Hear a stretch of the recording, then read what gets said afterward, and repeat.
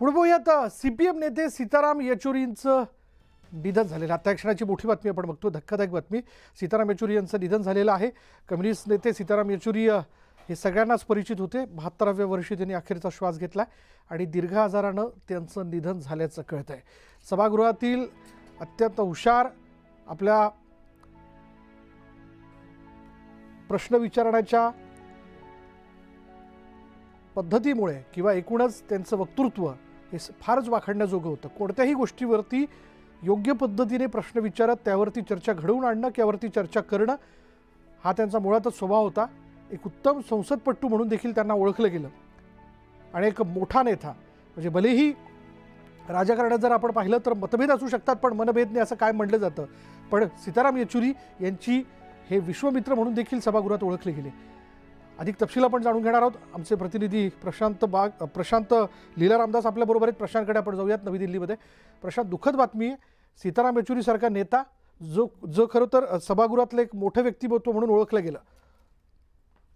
विशाल, बरोबर आहे. सीताराम येचुरी महत्वाचं म्हणजे बघितलं तर CPIM म्हणजे कम्युनिस्ट पार्टी ऑफ मार्क्सवादी या पक्षाचे ते मोठे नेते होते आणि राज्यसभेचे अनेक वर्ष सदस्य देखील होते. वयाच्या 72व्या वर्षी त्यांचं दुःखद निधन झालेलं आहे.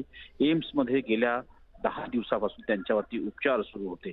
महत्वाचं जर हेही आहे की साधारणतः जर त्यांचं कामकाज बघितलं आपण तर राज्यसभेमध्ये अतिशय महत्वाच्या बिलांवरती त्यांनी अतिशय महत्वाची भूमिका बजावली आहे. ज्यासाठी अणुशक्ती करार होतो या दरम्यान त्यांच्या भूमिकेमुळेच UPA मध्ये दरार निर्माण झाली होती. एक मोठं व्यक्तिमत्व म्हणून त्यांच्याकडे बघितलं जातंय.